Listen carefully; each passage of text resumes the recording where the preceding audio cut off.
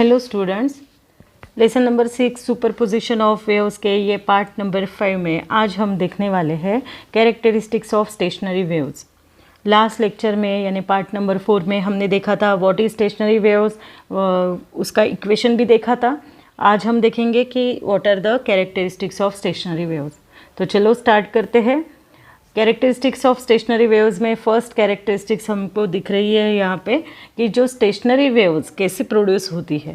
तो we know that stationary wave is produce due to the superposition of waves. ठीक है, कैसे produce होती है? Superposition of waves. अब जो टू वेव्स है वो कैसी है? Two waves are identical waves. ठीक है, and travelling along the stretch string, same stretch string पे वो ट्रैवल हो रही है but in opposite direction. They superpose with each other और we say that they interfere with each other. ठीक है, ये हमने सब देखा हुआ है, वही है, ये है। मैं पढ़ती हूँ first characteristics. Stationary waves are produce due to the superposition of two identical waves. और अब वो वेव कौन सी रह सकती है? Whether it is transverse wave और it is longitudinal waves. Transverse longitudinal आपको मालूम है। ठीक है, travelling through a medium along the same path, वही पाथ पे ट्रैवल कर रही है और अब इन द अपोजिट डायरेक्शन, और उनकी डायरेक्शन कैसी है? अपोजिट है। ठीक है, फर्स्ट कैरेक्टरिस्टिक समझ में आई। Stationary waves are produced due to superposition of two identical waves, either transverse और लॉन्जिट्यूडिनल। ये नहीं लिखा तो भी चलेगा, डायरेक्टली आप लिख सकते हो कि travelling through a medium along the same path in opposite direction. ठीक है, वो मीडियम में ट्रैवल कर रही है, सेम पाथ फॉलो कर रही है बट उनकी डायरेक्शन कैसी है? अपोजिट है। ठीक है, ये बहुत इंपॉर्टेंट है, अपोजिट वर्ड। ठीक है, अब सेकेंड उसकी कैरेक्टरिस्टिक्स देखेंगे क्या है। तो अब टू आइडेंटिकल ट्रांसवर्स वेव हम कंसिडर कर रहे हैं यहाँ पे। तो दे सुपर इम्पोज और इंटरफियर। क्या होती है? सुपर इम्पोज होती है और इंटरफियर भी बोल सकते हैं, आप कुछ भी बोल सकते हैं, सुपर इम्पोज बोलो या इंटरफियर बोलो। ठीक है, तो resultant wave is transverse stationary wave. Okay, अब हमको मालूम है ट्रांसवर्स वेव मीन्स क्या है और लॉन्जिट्यूडिनल वेव मीन्स क्या है। Transverse wave means there is a formation of crest and trough. ये क्रिस्ट रहता है, हमको ये मालूम है, और ये क्या है? ट्रफ। ठीक है, ये है trough. Alternate crest and trough form होता है ट्रांसवर्स वेव में, और उसके पार्टिकल्स ऑफ द मीडियम कैसे वाइब्रेट होते हैं? In a direction perpendicular. कैसे वाइब्रेट होते हैं? In a direction perpendicular to the direction of propagation of wave. ठीक है, जैसे अब वेव ऐसे जा रही है तो उसके जो पार्टिकल्स है वो वाइब्रेट कैसे करेंगे? अप एंड डाउन वाइब्रेट करेंगे। ठीक है, समझ में आया? तो पार्टिकल्स ऑफ द मीडियम कैसे वाइब्रेट करेंगे ट्रांसवर्स वेव के लिए? Perpendicular to the direction of propagation of wave. ये हमने सब देखा हुआ है। ठीक है, फिर भी एक बार रिवाइज करने के लिए मैंने आपको दिखाया। ठीक है, तो अगर हम दो आइडेंटिकल ट्रांसवर्स वेव को कंसिडर करते हैं, कौन से वेव? ट्रांसवर्स प्रोग्रेसिव वेव को कंसिडर करते हैं, तो दे सुपर इम्पोज क्या होंगे? सुपर इम्पोज होंगे, और we say that they interfere. दोनों भी एक ही है। ठीक है, the resultant wave is transverse stationary wave. यानी दो ट्रांसवर्स वेव लिए तो तो जो रिजल्टेंट वेव होगी वो भी ट्रांसवर्स ही होगी, ये याद रखना है। दो ट्रांसवर्स वेव ले रहे हैं, उनका इंटरफियरेंस होने के बाद में we get also transverse stationary wave. Transverse से ट्रांसवर्स ही स्टेशनरी वेव मिलेगी। ठीक है, अब आपने ये भी डायग्राम देखी हुई है, देखो यहाँ पे आपको दिखाई दे रहा है ट्रांसफर। ये जो डायग्राम है इसमें अब हमने दो ट्रांसवर्स वेव को ही कंसिडर किया है। ठीक है, टू और इंटरफियर होने के बाद में वो कैसी दिखती है? तो इस प्रकार से दिखेगी। ठीक है, ये हमने डायग्राम पहले भी स्टडी की है इस डायग्राम का। ठीक है, तो ये when transverse stationary wave is produce on a string, some points on the string are motionless. कुछ पॉइंट्स जो है मोशनलेस रहते हैं, यानी वो मूव नहीं रहते हैं। ठीक है, सम पॉइंट्स मूव नहीं करते हैं, that is they are known as motionless. उनको क्या कहा जाता है? मोशनलेस कहा जाता है। और ये पॉइंट्स जो मूव नहीं होते हैं उनको क्या कहते हैं? नोड्स कहते हैं। ठीक है, तो ये डायग्राम में नोड्स कौन से हैं? ये दिस इज़ नोड, ये भी नोड है, ये भी नोड है। ठीक है। तो ये जो पॉइंट्स मूव नहीं होते हैं और we say that those points which are motionless, जिनको मोशन नहीं रहता है, that points are known as nodes. उनको क्या कहा जाता है? नोड्स। और जो ऑसिलेट होते हैं, some points on the string oscillate with greatest amplitude, जो बहुत बड़े एम्पलीट्यूड से ऑसिलेट होते हैं, ठीक है। ऑसिलेट होना यानी ऊपर नीचे ऐसे होना, ठीक है। ऑसिलेट हो रहे हैं, टू एंड फ्रो मोशन जैसे हम बोलते हैं, ठीक है। तो अगर वो सम पॉइंट्स जो है स्ट्रिंग के ऑसिलेट हो रहे हैं with greatest amplitude, such points are known as antinodes. उनको क्या कहेंगे? एंटीनोड्स। यहाँ पे एंटीनोड्स कौन से ये दिस इज़ द पॉइंट, ये this is known as antinode. यहाँ पे भी ये पॉइंट जो है वो भी एंटीनोड है, यहाँ पे ये भी एंटीनोड है। तो जहाँ पे ए लिखा है वो एंटीनोड है, एन लिखा है वो नोड्स है, ठीक है। समझ में आया? मोशनलेस पॉइंट्स जो है, जो मूव नहीं होते हैं, उनको क्या कहा जाता है? नोड्स। और जिसकी हाईएस्ट बोल सकते हो या ग्रेटेस्ट एम्पलीट्यूड है, ग्रेटेस्ट, ठीक है। कैसे ऑसिलेट होते हैं? With greatest amplitude. Greatest amplitude से ऑसिलेट होते हैं, उनको क्या कहा जाता है? They are known as antinodes. उनको क्या कहा जाता है? एंटीनोड्स कहा जाता है, ठीक है। तो अब जो पॉइंट्स नोड्स और एंटीनोड्स के बीच में हैं, जैसे अब हम देखेंगे, ये नोड है, ओके, ये नोड है और ये एंटीनोड है, ठीक है। इनके बीच वाले जो पॉइंट है, ये इनके बीच वाले जो पॉइंट है, ये क्या हो गए? तो पॉइंट्स जो इनके बीच में है, यानी नोड्स और एंटीनोड्स के बीच में जो पॉइंट्स है, वो कैसे वाइब्रेट होंगे? With the values of amplitude between 0 to A। यानी उनकी, अब देखो यहाँ पे वो 0 हो गई है, यहाँ नोड पे वैल्यू क्या है? एम्पलीट्यूड की 0 है, यानी मोशनलेस है। यहाँ पे वो 0 हो गए। मैं ये पूरा इरेज कर देती हूँ, यानी आपको अच्छे से समझ में आएगा। तो अब ये जो पॉइंट है, ये नोड है, हमारा नोड है। हमने अभी देखा कि मोशनलेस पॉइंट है, यहाँ पे एम्पलीट्यूड की वैल्यू 0 है, ठीक है। और ये जो एम्पलीट्यूड वाला पॉइंट है, ये हाईएस्ट पॉइंट का एम्पलीट्यूड है, यानी इसके एम्पलीट्यूड है ए। तो एंटीनोड और नोड के बीच में जो भी पार्टिकल रहेंगे वो वाइब्रेट होंगे बिटवीन 0 to A। कैसे वाइब्रेट होंगे? Between 0 to A। यानी नोड्स और एंटीनोड्स के बीच में जितने भी पॉइंट्स रहेंगे वो वाइब्रेट कैसे होंगे? बिटवीन 0 to A, ठीक है। समझ में आए ये पॉइंट्स? तो यही हमने यहाँ पे लिखा हुआ है, आपको यहाँ पे दिखाई दे रहा है। तो देखो, पढ़ेंगे इसको कि when transverse stationary wave is produce, ये जो पॉइंट है ना, मैं ये पढ़ रही हूँ। When transverse stationary wave is produce on a string, some points on the string are motionless. कुछ पॉइंट्स जो है वो मोशनलेस है। The points which do not move, जो डू नॉट मूव है, ऐसे पॉइंट्स को क्या कहा जाता है? They are known as nodes, ठीक है।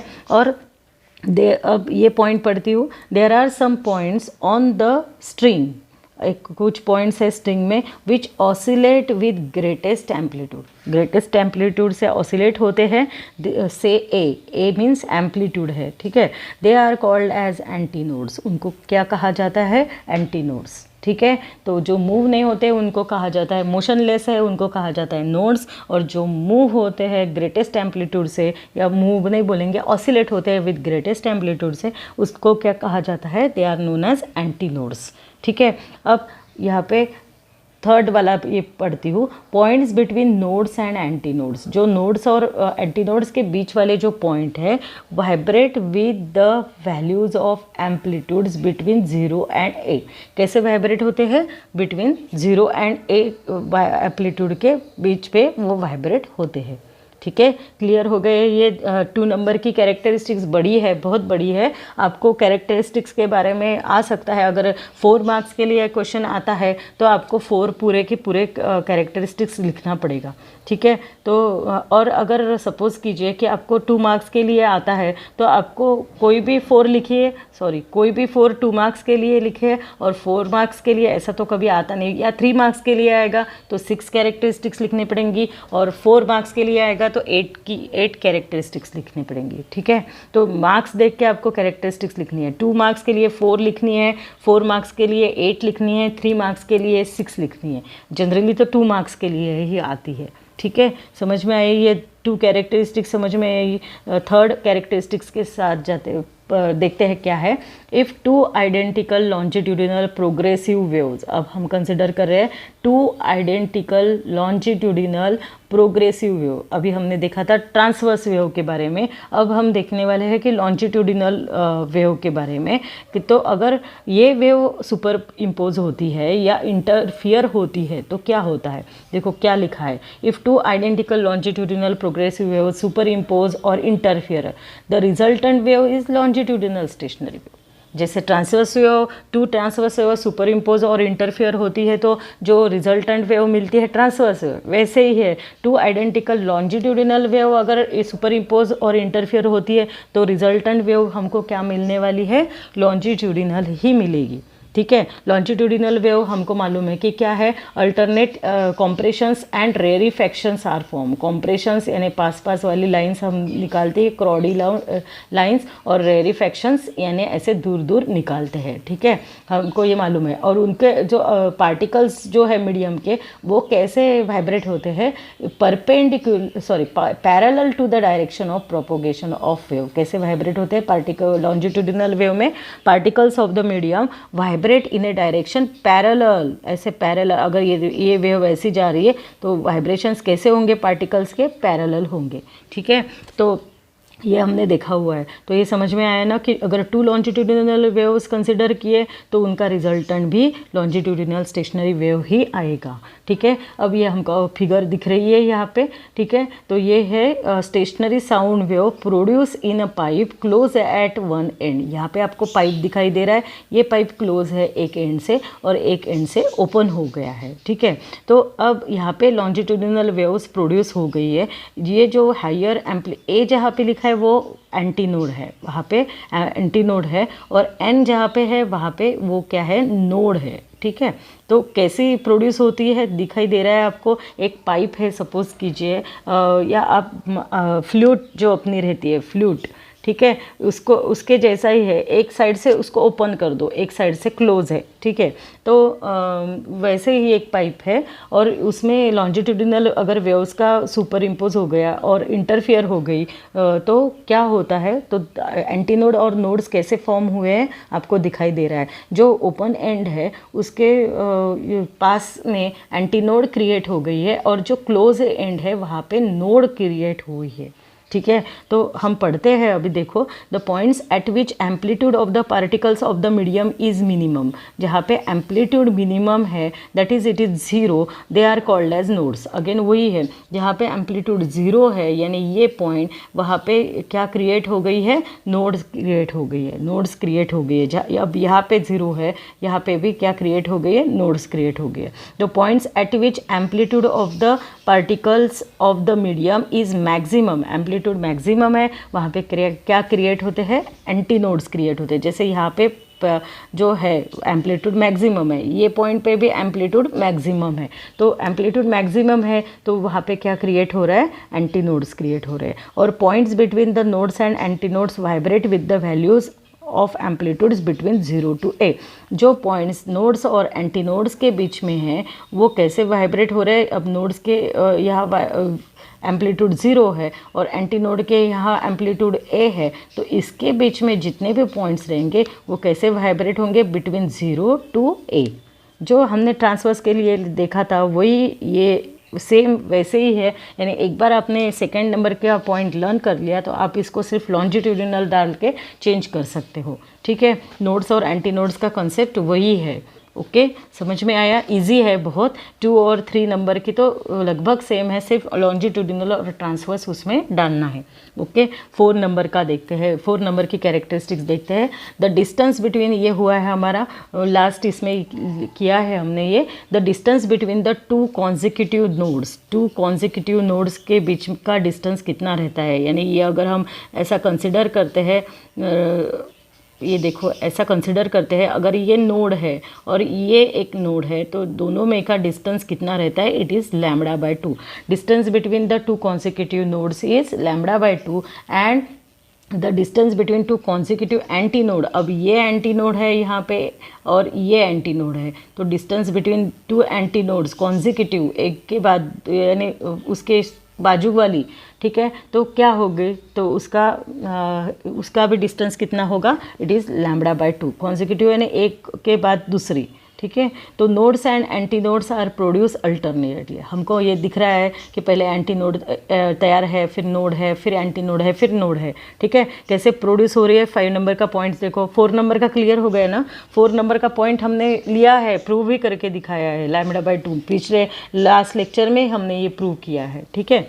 अब 5th नंबर का पॉइंट देखेंगे, nodes and antinodes are produce alternately. कैसे प्रोड्यूस हो रही, एंड अल्टरनेटली प्रोड्यूस हो रही है। एंड पहले देखो आपको दिखाई दे रहा है AN ऐसे दिखाई दे रहा है ना, तो हमको अभी समझ में आ रहा है कि nodes and antinodes are produce alternately and distance between, अब दो एंटी नोड और नोड में का डिस्टेंस हमको निकालना है। ये भी हमने निकाल के दिखाया था लास्ट लेक्चर में।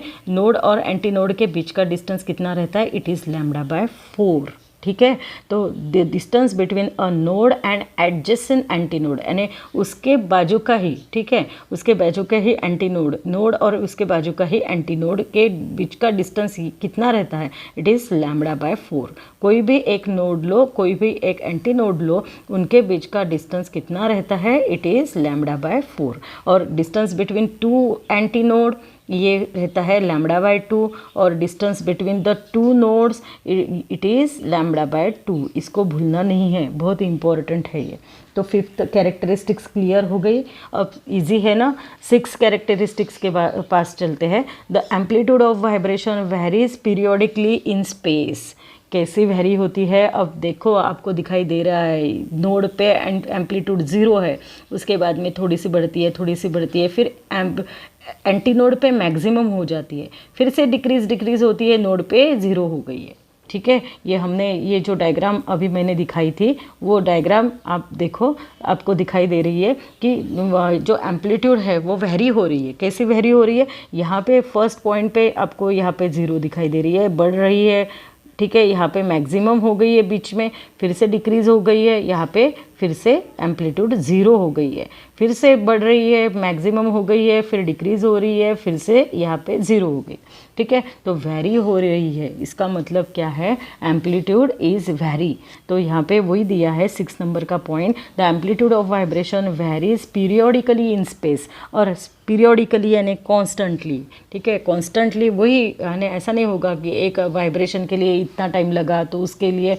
उस एम्पलीट्यूड जो है वो कांस्टेंट रहेगी, यानी मैक्सिमम जितनी उसकी वैल्यू रहेगी वही रहेगी। आपको दिखाई दे रहा है, ये जो लाइंस आपको दिखाई दे रहे हैं वो इक्वल डिस्टेंस पे आपको दिखाई दे रहा है। देखो इसका और ये भी देखो, दोनों का ये भी देखो आप, ठीक है। तो ये ऐसा स्पेसिंग बराबर कैसे निकाला है, तो ये रिप्रेजेंट कर रही है कि पीरियोडिकली स्पेस है, ठीक है, यानी बराबर वही अंतर पे है, आपको दिखाई दे रहा है, ठीक है।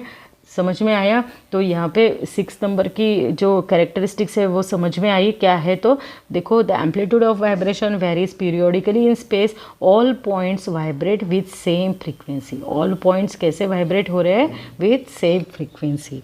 6 नंबर की समझ में आई ना, कि सब पॉइंट्स की फ्रीक्वेंसी वाइब्रेट हो रही है सेम फ्रीक्वेंसी से, और जो amplitude of vibration varies periodically in space, ठीक है। ये याद रखना है आपको। अब 7 नंबर के कैरेक्टरिस्टिक्स क्या है वो उसको देखते हैं। Though all the particles possesses energy, सिर्फ नोड्स को एनर्जी नहीं रहती है क्योंकि वहाँ पे एम्पलीट्यूड 0 रहती है, नोड को तो एनर्जी नहीं रहेगी।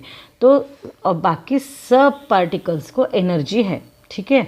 दो all the particles possesses energy, there is no propagation of energy. फिर भी एनर्जी प्रोपोगेशन नहीं होती है, एनर्जी प्रोपोगेशन यानी ट्रैवल नहीं होती है।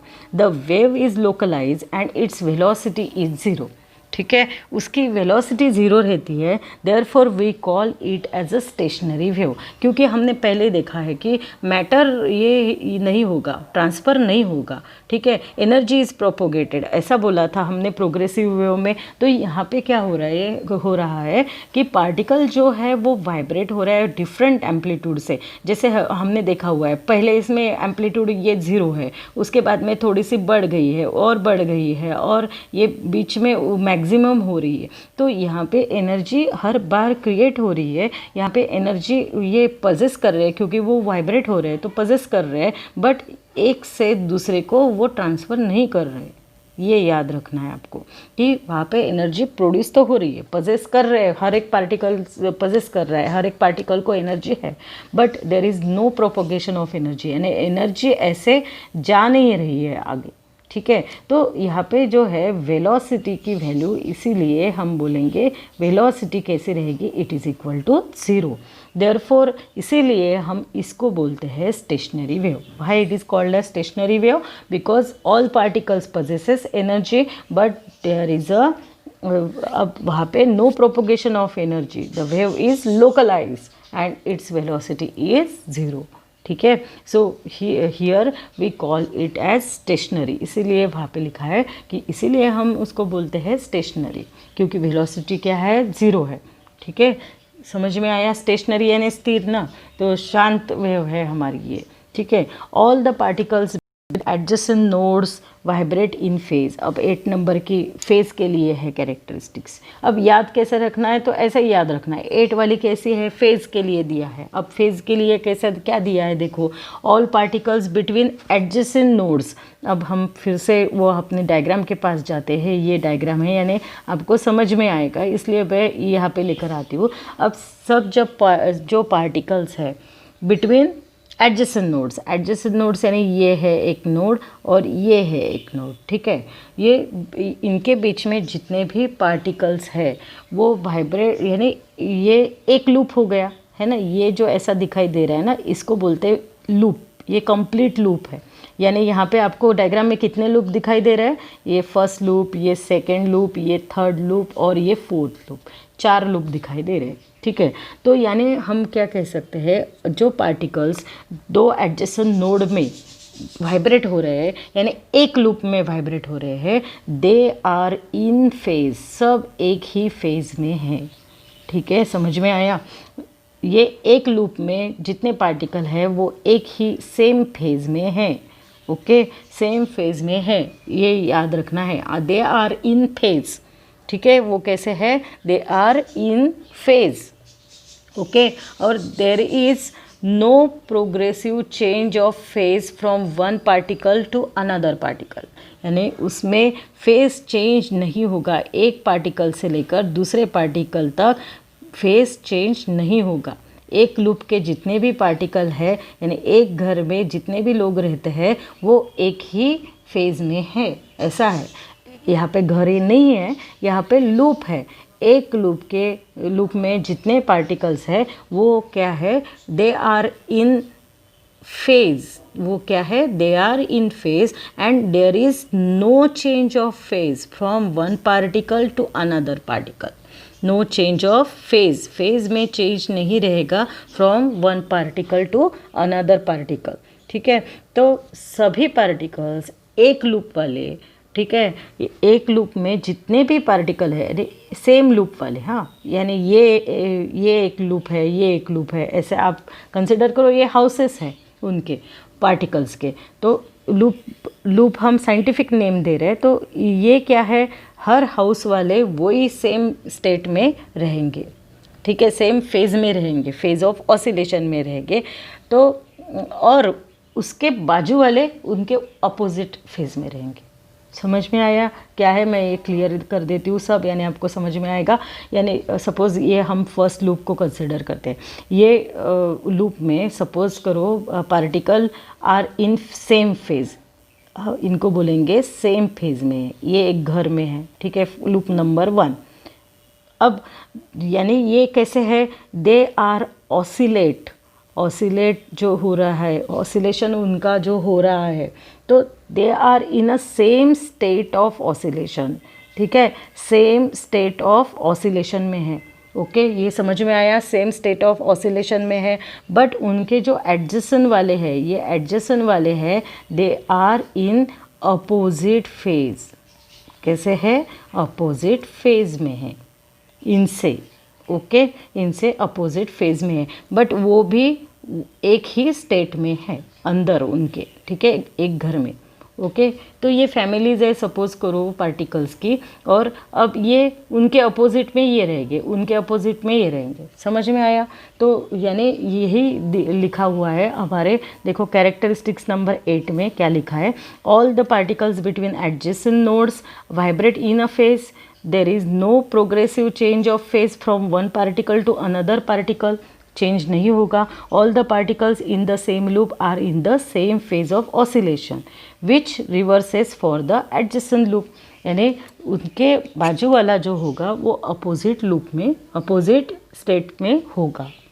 ठीक है, समझ में आया ये 8 नंबर के? तो इस प्रकार से 8 कैरेक्टरिस्टिक्स है। हमने अभी 8 कैरेक्टरिस्टिक्स देखे हैं। फर्स्ट जो कैरेक्टरिस्टिक्स थी तो हमने वो भी देखा है कि लॉन्जिट्यूडिनल कैसे है, same travelling in a same way path और बट इन अपोजिट डायरेक्शन वाली थी। सेकंड में ट्रांसवर्स वेव वाली थी। थर्ड में कैरेक्टरिस्टिक्स है लॉन्जिट्यूडिनल वेव की है। और फिर distance between 2 consecutive nodes, distance between 2 consecutive anti node देखा। फिफ्थ वाली देखा है distance between node and anti node λ/4 देखा। फिर हम 6 में देखा है कि एम्पलीट्यूड ऑफ वाइब्रेशन कैसा है, पीरियोडिकली इन स्पेस है और all points vibrate with a same frequency, ये हमने 6 नंबर की देखी।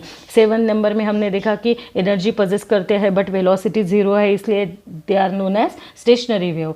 8 में हमने देखा कि एक लूप में जो जितने भी पार्टिकल्स रहते हैं वो सेम फेज में रहते हैं और उसके बाजू वाले जो रहते हैं वो अपोजिट फेज में रहते हैं। ठीक है, समझ में आया? ये 8 कैरेक्टरिस्टिक्स आज हमने देखे हैं।